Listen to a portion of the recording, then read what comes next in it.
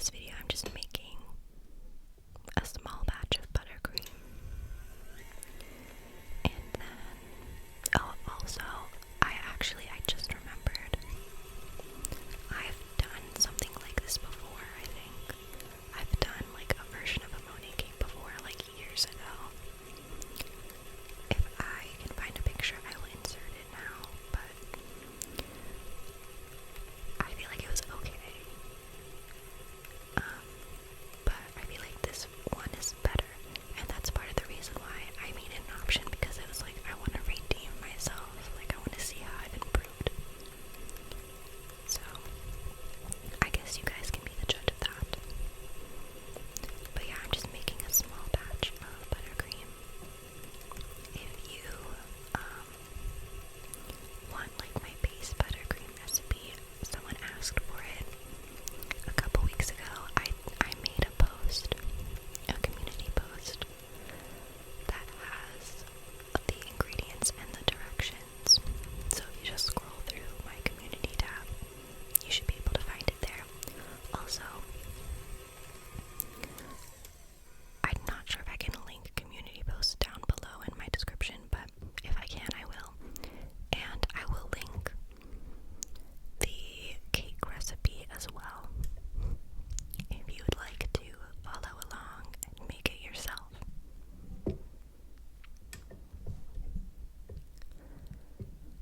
Okay, I think we should start answering a couple questions while I continue making this buttercream, and then I can talk more about the cake when we get to like the fun part of me decorating it.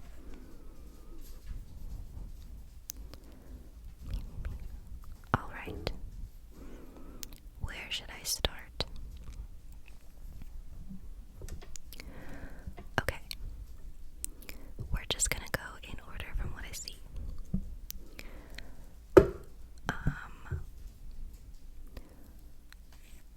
I'm gonna try my best to pronounce usernames properly, but I cannot guarantee that I won't fumble them. So apologies in advance if I do. But this question is from, I think it's Rikuze's maybe. But they ask, if I could think of some of my favorite books, what would they be? And in my last Q&A video, I talked about some of my like all-time favorite books. So I thought this time I would talk to you about some of my favorite like childhood books. Childhood/adolescent books. For starters, I was like a huge fan of Anne of Green Gables. I think because like she's a sassy redhead and I'm a sassy redhead, I felt like we were connected in that way. So I really enjoyed that. And then also when I was really young, probably like first, second grade, I was obsessed with Junie B. Jones books. They were like probably my all-time favorite childhood series, especially when I was young, like elementary school age. I remember I had all of them, except for like the Valentine's Day one for some reason. But I had them all lined up on my bookshelf, and I would organize them from like the first in the series all the way to the end, because if they weren't in that order, that would stress me out. And sometimes I would have friends come over and like they would get mixed up, and then I would have to like frantically put them back. Otherwise it would just be in the back of my mind, the back of my like 8-year-old mind. But I don't know if you guys remember this, but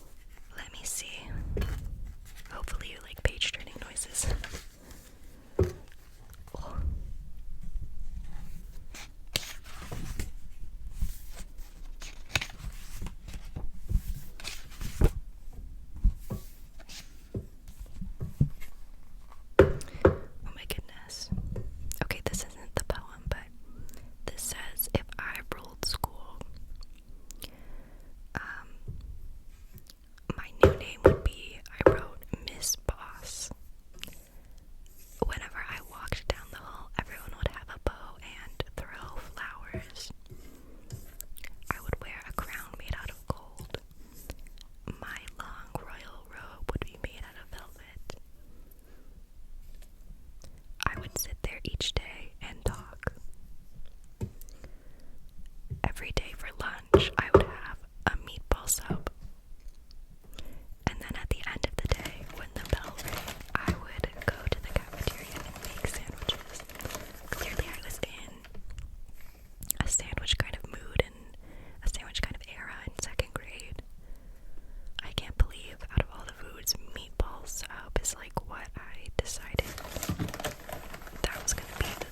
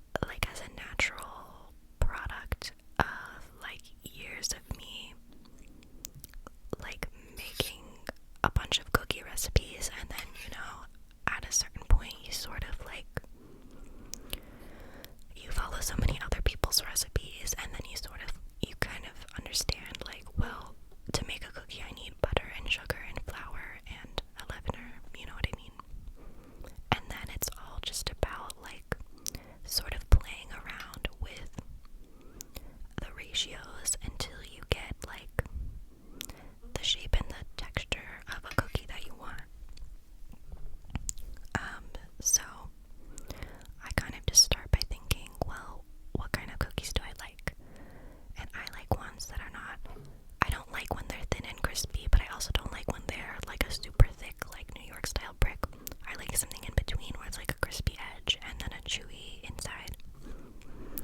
So I think to myself, well,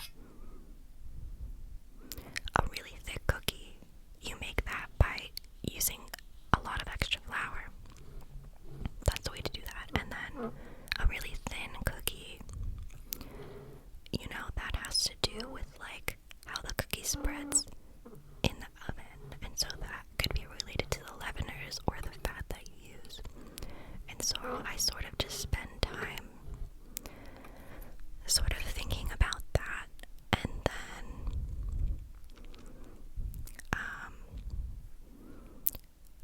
looking toward like the cookie recipes that that I have enjoyed making throughout the years, and sort of comparing notes, I guess.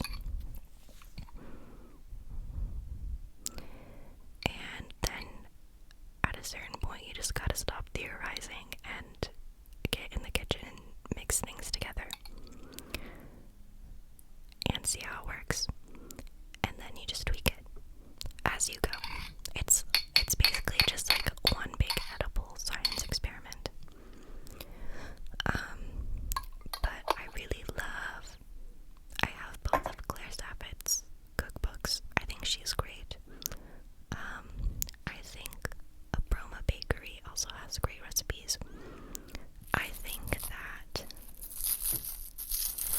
I also have the cookbook Salt, Fat, Acid, Heat, which I think is a really great, like, I don't necessarily go to that for the specific recipes, but I think it's really great for like fundamentals and just understanding like how different ingredient components work and how they interact with each other. And I also just like watched a lot of Food Network growing up as a kid, so I'm sure I absorbed a bunch of stuff in there. Oh look, I'm assembling the cake. So cute. I also used more of the jam filling that I use. This is basically like the same cake base from the pink ruby cake that I made. I'm just decorating it differently. So I'm gonna go in, just do like a crumb coat, and then as you can see on the side, I have like, it's supposed to be a bench scraper to like smooth out the sides of the cake, but I'm using it today as just like a palette to mix my colors.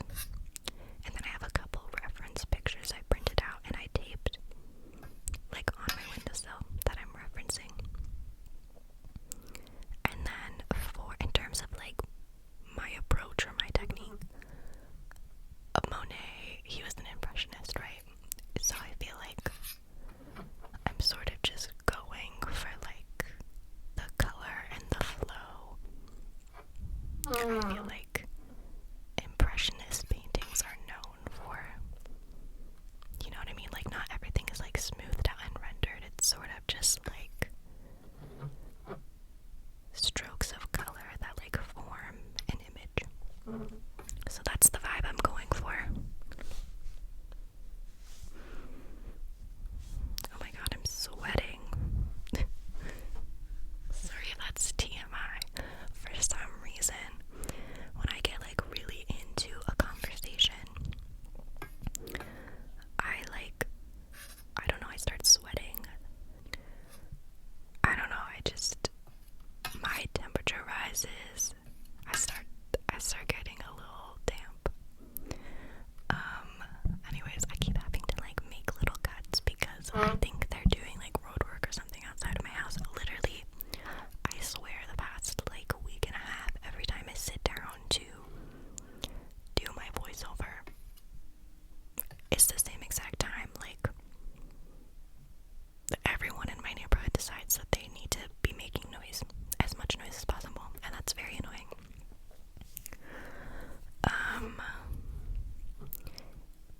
Let's go back to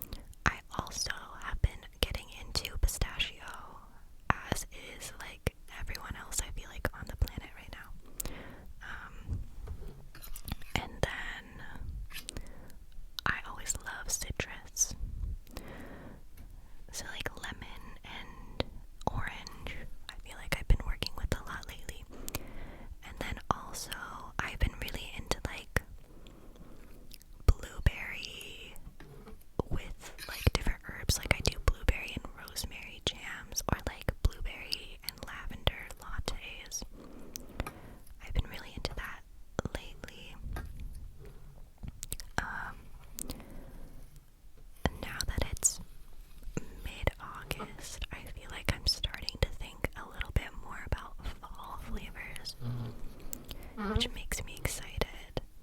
I love, I think like orange and cinnamon and ginger are really nice together. I love, basically any of the spices in a chai latte, I think are great. I still need to order some whole spices to make that myself. I need to get on that. What else have I been liking lately?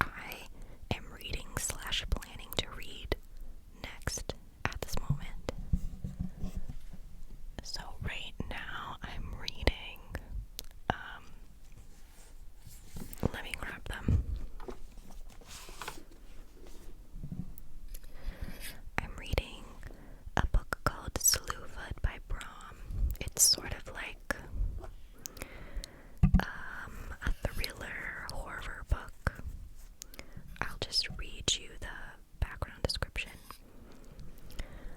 It's set in colonial New England. An ancient spirit awakens in a dark wood. The wild folk call him father, slayer, protector. The colonists call him slewfoot, demon, devil.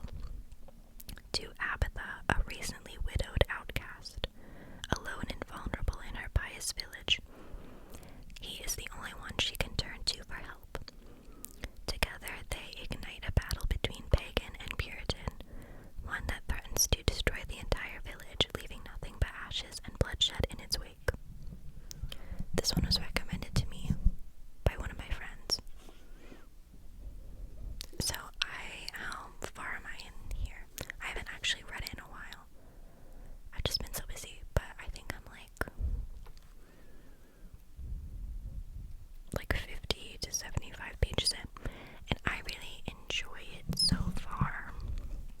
I feel like I'm not far enough in to really speak to how much of the like horror aspects there are, but I like it so far. And then I also was recently given this book as a gift for my birthday that I plan on reading next. It's called With the Fire on High by Elizabeth Acevedo. I think I pronounced that right.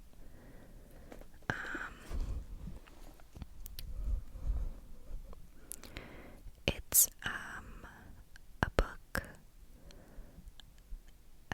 It's a book, yeah. There you go. That's all the description you need. I will read you the description for this one as well. Ever since she got pregnant freshman year, Emily Santiago's life has been about making the tough decisions, doing what has to be done for her daughter and her abuela. The only place she can let all of that go is in the kitchen, where she adds a little something magical to everything she cooks, turning her food into straight-up goodness. Even though she dreams of working as a chef after she graduates, Emily knows that it's not worth her time to pursue the impossible. Yet, despite the rules she thinks she has to play by, once Emily starts cooking, her only choice is to let her talent break free. So, the friend who got it for me, described it as like a sort of a witchy cookbook story. So, that was intriguing to me, and I'm excited to get into that.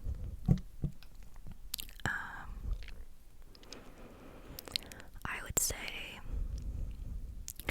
I think I talked about some of my favorite genres of books. The last Q&A I did, but I don't remember, so I'm gonna go over that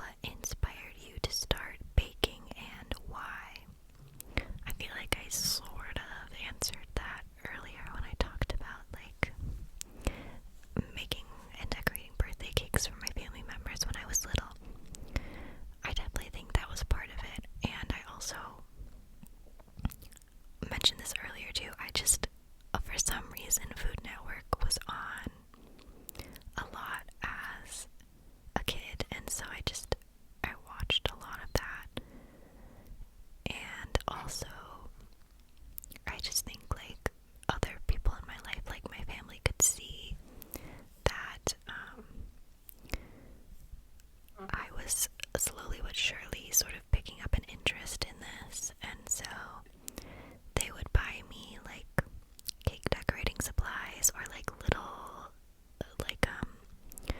children's cookbooks. I don't remember the first children's cookbook that I ever had, but I remember the very first recipe that I ever made was from that book. And it was a recipe for ginger snap cookies. And honestly, I was really young. I was still in elementary school when I did that, which, looking back, surprises me because I feel like my parents kind of just let me go rogue in the kitchen quite early on. Like, there was little to no supervision.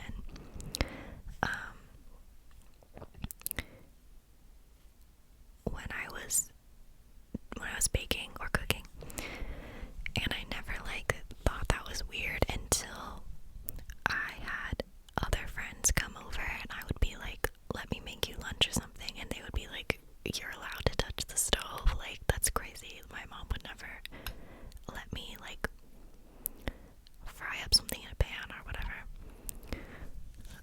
So I think I just was sort of encouraged to be self-sufficient in the kitchen quite early on, and that in and of itself also made me sort of forced me to become a better baker and cook early on. And then you also ask me what is my favorite book ever that I had read, and I think I talked about this a little bit in my last Q&A, but I will answer it again for those of you who are new or may have missed that video. But my favorite book ever, I think, has to be Toni Morrison's Beloved. I highly recommend that book. It's the book that got me into writing, and I read it. It was actually a 10th grade assigned reading, and yeah, I don't know, I'm so glad that my English teacher chose that book to read. It's really good, and I recommend it. I think all of Toni Morrison's writing is great. And then the last question that you ask is, what is your biggest pet peeve or something that really sets me off?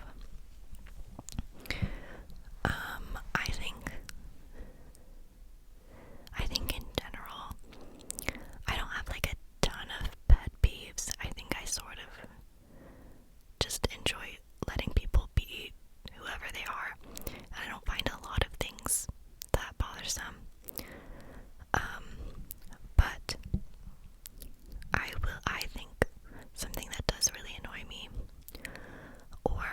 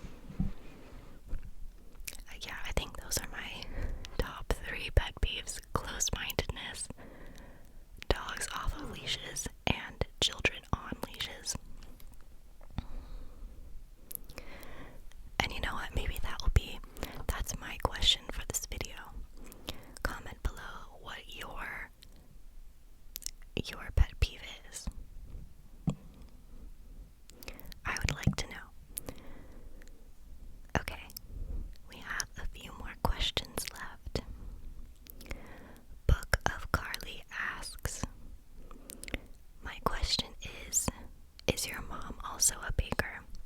I heard you mention you got some high quality butter from her and also flour, if I remember correctly, and it's just so cute to see a mom and daughter baking duo. Love the vids, heart. Thank you very much for watching and for the question, Carly. I hope I'm pronouncing that right. I actually laughed a little bit when I saw this question come through on my notifications because my mom couldn't be farther away from like a seasoned cook or baker. She doesn't like baking at all, and she only cooks out of necessity, i.e. like to sustain herself, to feed herself. So growing up, I definitely had a lot of canned foods, definitely had a lot of like microwaved and like ramen noodles, hot dogs. Yeah, she just like didn't really enjoy it. She, like I said, she just like did it purely out of necessity. So the answer is no. We're not a mom and daughter baking duo. When we do bake together, usually it's me doing everything and then her sort of following me around and cleaning up my messes and doing the dishes because that stresses her out when the kitchen is a mess. I think that's also why she doesn't really like to cook or bake. It's because there's like one plate left on the counter that like gives her anxiety. She doesn't like messes, so the only baking I remember her ever doing is just like boxed cake mixes, which, you know what, I'm grateful she even did that because those are like some of my earliest core memories. So we have this last person, Cameron, is asking the last few questions. Hello, Cameron. I love your little avatar. It's Charlie Brown and Linus. Very cute. Cameron asks, what region of the world am I in? The sunlight looks amazing in my videos. Thank you so much. I feel like I'm always fighting with lighting because the house that I live in, the kitchen especially, has one window, one tiny little window pane like off in the corner. So I don't actually film a lot of my baking in the kitchen. I film it like in a side room where there's a larger window that gets the most consistent sunlight. And I just set up like one of those portable folding tables and I throw my little tablecloth over it. And you know what? I make it work. What region of the world am I in? I am American. I live on the East Coast. So there's that. And then you ask me if I pursued higher education. I sure did. I have the degree to prove it. Actually, okay, I don't know if it was just my university or like if I just had too high of expectations of like what diplomas were supposed to look like. But they took them like 4 months after I graduated to mail me my diploma, and then I opened it up and it was literally just like a piece of cardstock that they printed words on. And I don't know. I was like, wow, it's 4 years of my life for this, thanks. And they didn't even put my minor on my diploma, so that was kind of annoying. But I have a writing and a rhetoric degree.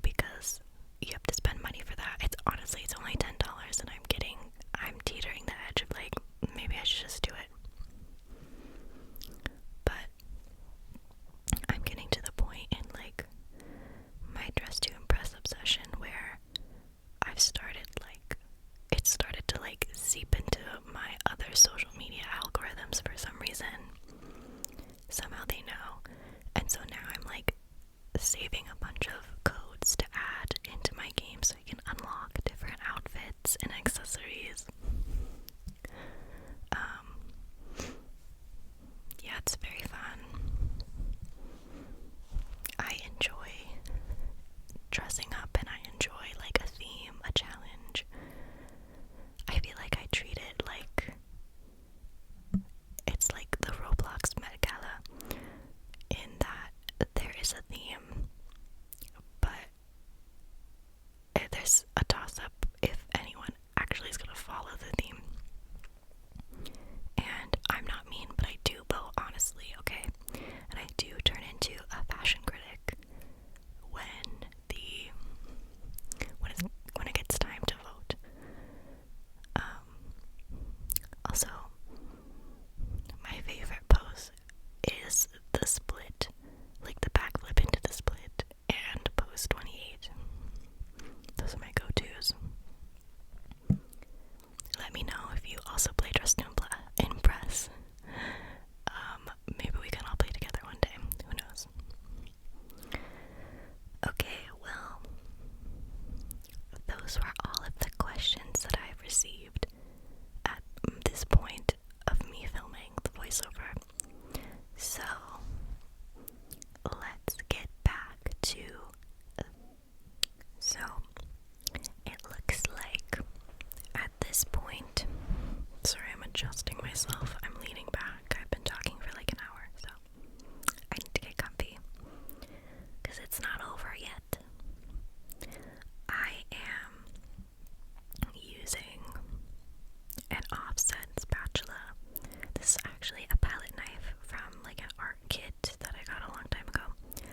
I swear I was like picking up supplies for this the other day and I swear I got like a nicer set of palette knives, but I guess I didn't because I can't find them anywhere. So I'm just using this plastic one and I'm just layering sort of like the base background. So I'm doing different shades of blue and then a little bit of teal, and then I have that little white, I think it's the moon, I have that etched in there too.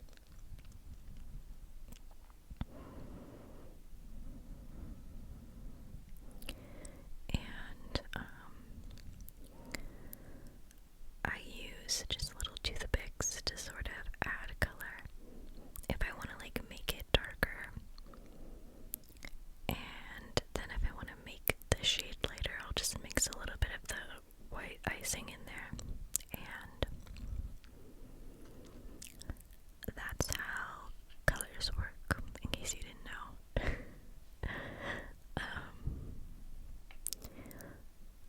Well,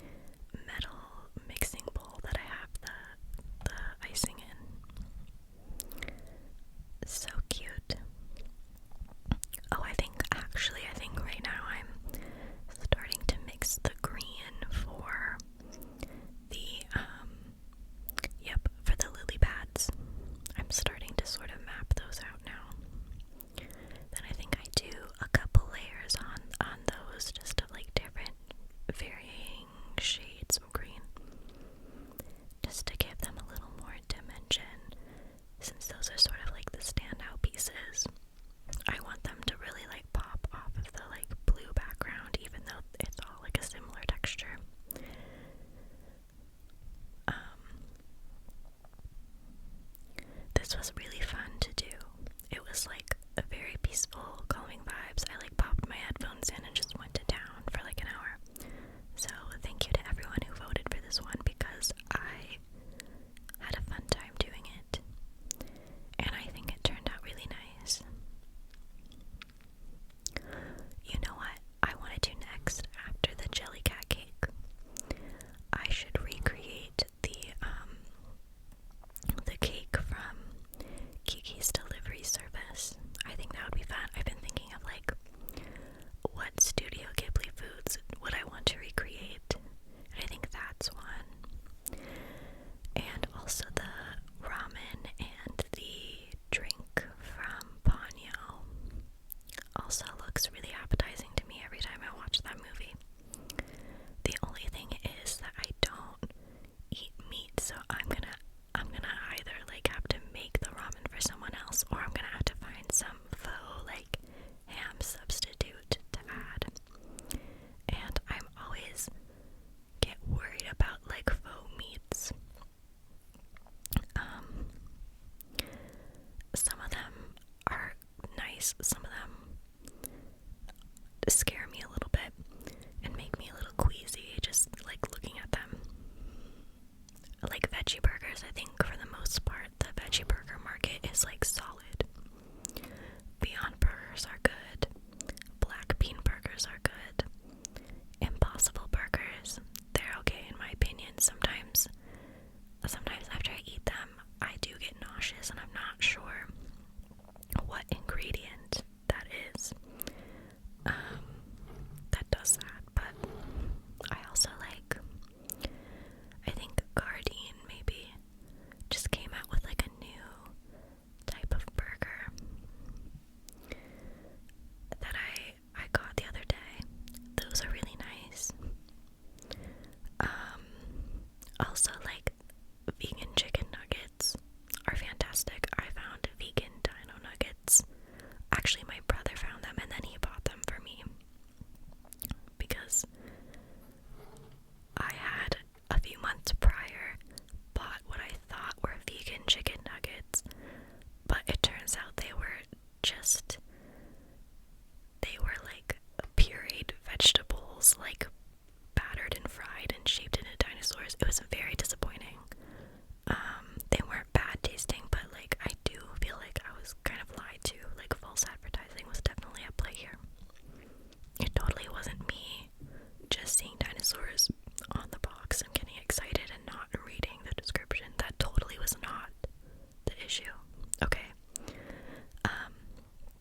I don't remember what the brand that my brother got though. For me, those ones were really good. They were like a brand that I'd never seen before. It was like a white box. I don't know, but I'm not gonna get them again because they were so expensive. I hate how expensive vegan like alternative products are. But that's all I'll do is like the veggie burgers and sometimes the nuggets. I do not touch the like lunch meat, bacon, even hot dogs sometimes scare me. The only hot dogs that I will eat are the Light Life ones. Those ones are fine, especially if you put toppings on them. It's like, I mean, I can't tell the difference, but also like I haven't eaten meat for over a decade, so maybe I'm not the right source for that. But yeah, I don't know. I guess I'm gonna have to like go to my local grocery store and see if they even sell like fake ham to try. We'll see.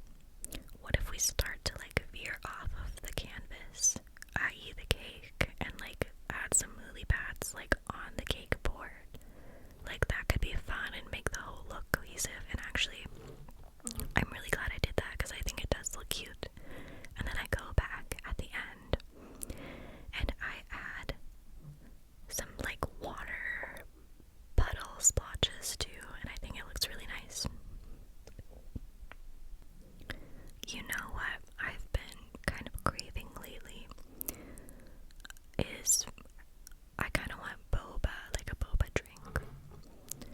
I have boba in my fridge that I bought. I literally have no idea how long it's been in there, so that's a question. Like, does boba expire? Like, if I go after I'm done doing this and make boba with that, is it gonna work? Is it gonna like give me food poisoning? It's just like tapioca starch, right? So I feel like that doesn't go bad necessarily, especially if it was like in the fridge. Oh my god, I get videos on Instagram all the time of people making like their own DIY bobas, and they make them into the cutest little like characters and shapes, like hearts or like little bears. It's so cute. I don't think I have the talent or the patience to do that. Also, like, I would feel so bad having to eat them, because like sometimes when you make like food items too cute, like I can't eat it because I'm gonna feel bad. Like, it has a face on it, that means it's real to me. So, but I also really like popping boba too. There's this boba place at the mall near me. That was like the first place that I ever got boba, actually. And that was like a year or two ago. I feel like where I live, that kind of Asian cuisine is not super common or popular. So, but yeah, that was the first time I tried boba. Honestly, it was a fun experience. I don't think they have the best boba though. Maybe it's because they're like a store inside of the mall. So that's why I bought my own. And I do think when I make it myself, like, I think it tastes better. Let me know, like, what kind of drinks do you make with your boba? The last time I used it, I did brown sugar boba, which was nice. I think this time I made like a raspberry sauce the other day, so I might do like raspberry boba. And I have this like hibiscus tea. There's like one packet left that I need to use, so I might do that. I think that would taste good. Also, it would be like a cute color. And I saved my cup from the cat cafe that I went to for my birthday, because it's a boba cup, but it has little cat ears on it. So now that it's washed out, like I can like put my boba drink in there, and it'll be so cute, and I'm so excited to do that. That's gonna be like that's my fun weekend, you guys. I'm gonna be making boba and playing Dress to Impress, and probably having a slice of my Monet cake, which also, like, I was kind of sad to cut into it because it's so pretty. I took like 1,000,000 pictures of it. Oh, that's another thing. Right now I'm sort of just posting on here. Like, should I start an Instagram to like post the pictures? Like, I know I have my blog, but with something like this, it's not really like a recipe, it's just me decorating a cake. So I don't really think I'd post that to my blog because it would just be pictures. I used to post on TikTok. I haven't done that in a couple months. Honestly, it was just like, it was very stressful and overstimulating, and I don't understand the algorithm over there. And also, I felt like nobody wanted to like talk, like nobody wanted to have a conversation. And I appreciate that you guys like actually engage with the content that I make and talk to me. I like it over here a lot more. So, but let me know if I should like start an Instagram and post the pictures that I take over there of my food, or just like whatever.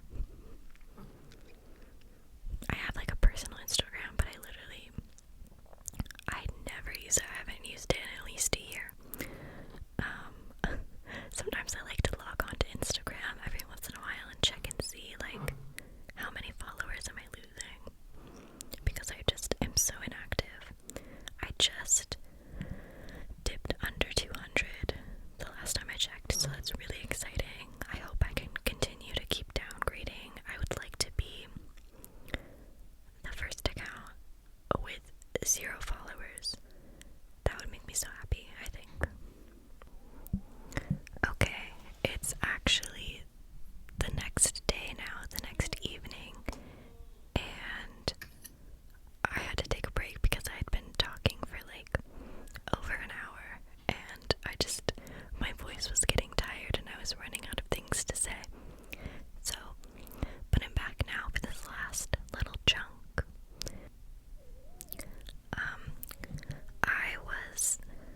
I'm cat sitting this weekend, which is very fun. So I was doing a bit of that earlier today. There's 3 cats in total. One of them likes me. The other one will tolerate me when I'm feeding her. And then the third one, she gives me mixed vibes because she won't, like, first of all, her eyes are so expressive, it's crazy. Like, I've never seen a cat with such, like, almost humanistic eyes before. She looks at me and it's like, she looks like a deer in headlights. Like, her eyes go huge with, like, concern. And she won't, like, let me pet her. She won't even, like, be in the same room as me.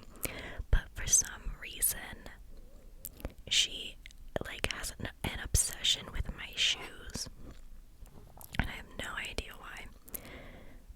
I just wear, like, Birkenstocks and, like, socks over there, so I'll slip them off, and she'll, like, go over there and rub up all over them and, like, be purring and meowing.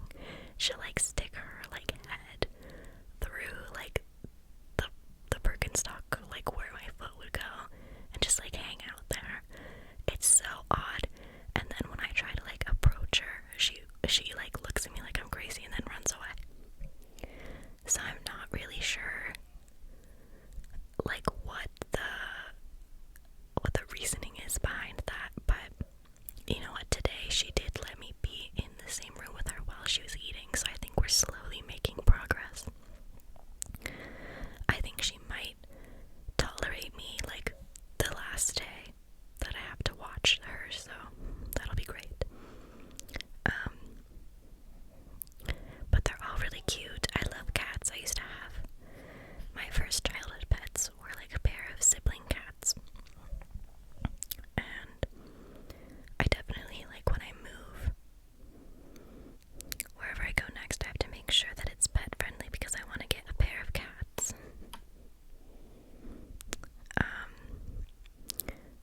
But I have to, like, feed them on, like, maize bowls. I don't know if you know what that is. I have some for my dogs too. It's basically like a bowl, but it has, like, little, like, prongs or, like, dividers in the bowl that kind of look like a maze or like a pattern to, like, slow down your pet from eating too quickly. Otherwise, they'll, like, eat so fast, either because they're, like, just really food driven, or in the case of my dogs, they're just, like, constantly worried that the other one is gonna go and eat their food, even though they both have their own bowls with the same amount, that they scarf it down so fast, and then either they, like, eat so fast that they start to choke, or they eat so fast that they make themselves sick and then they throw it up. So I had to use those and, like, spread their, like, wet food over it. It was a little gross, I'm not gonna lie, like, the smells of the wet food. But it's for the good of the cat, so I will do it. I will tolerate it. Also, there were, like, different flavor options, and I was, like, trying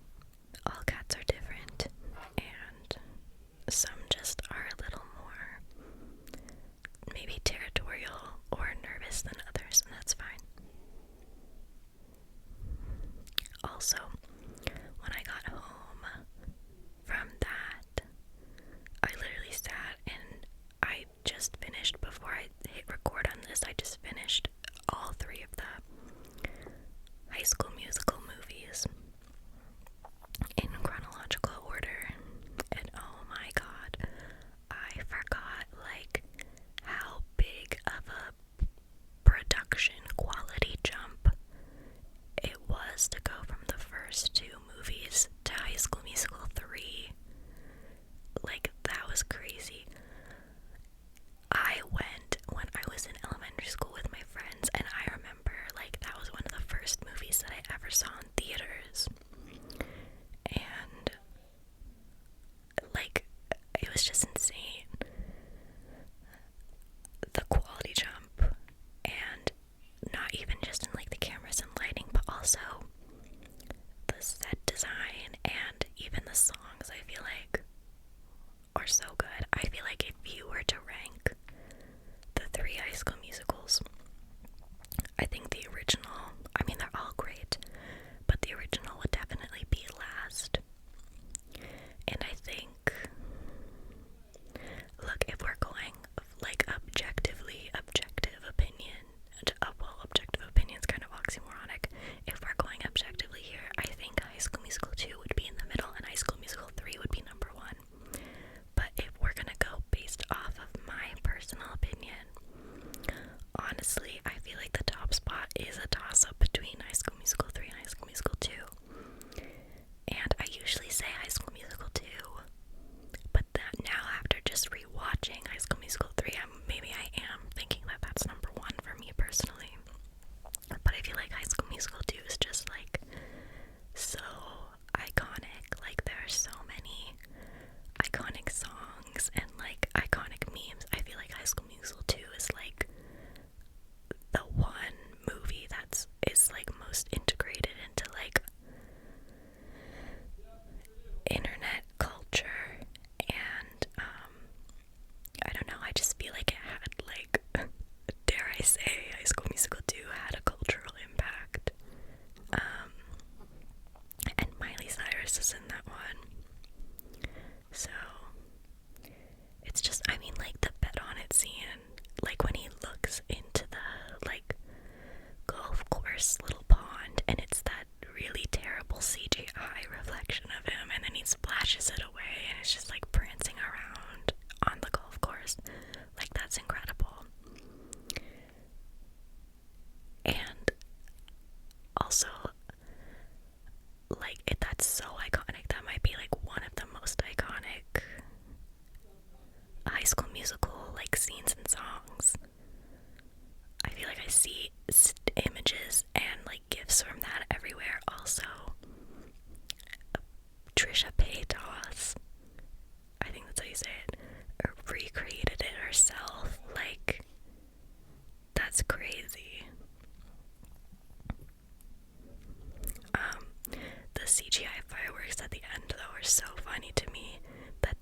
It was like I said, there was definitely a big production jump between High School Musical 2 and High School Musical 3. Also, I just recently learned that I think, well, I knew Vanessa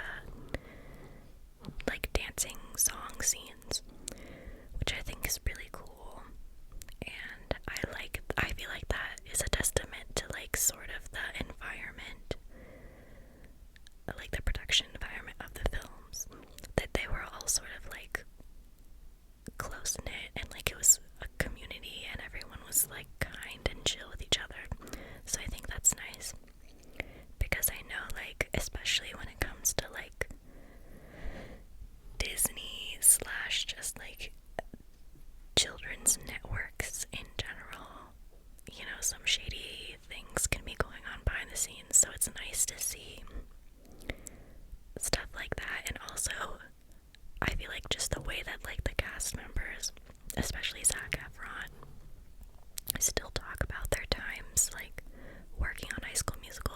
Like, he talks about it with such like respect and fondness and humbleness, which I think is also really a testament to just how like special those movies were and like the environment that was like created during that time.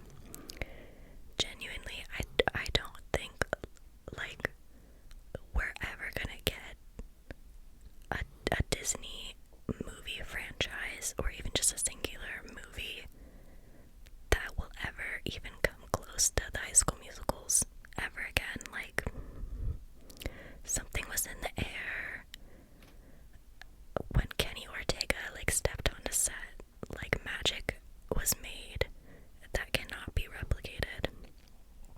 I know they tried to do it with Camp Rock, and Camp Rock was like fine, but I think when you're comparing Camp Rock and High School Musical, it's like High School Musical kept getting better in terms of like storyline and quality overall between the three movies, whereas I feel like Camp Rock was like, should have just been a standalone, and then they did Camp Rock 2, and that one was kind of like, I don't know, I feel like it was kind of a miss. I feel like it wasn't as popular, and I mean, obviously, like, they didn't make a third one, so. And there's also, like, Lemonade Mouth, but I feel like that's not a fair comparison because it was just, like, a one-off movie. I'm trying to think of, like, what other ones there were. I don't know.